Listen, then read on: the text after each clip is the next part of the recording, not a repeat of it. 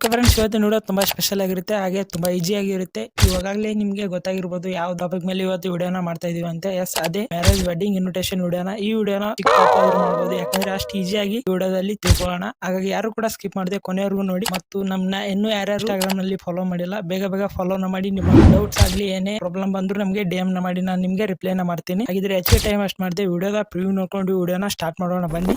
ಮಲ್ಲಿಗೆ ಮಂಟಪದಲ್ಲಿ ನಿನ್ನ ಕೊರಳಿಗೆ ಮಾಲೆ ಹಾಕಿ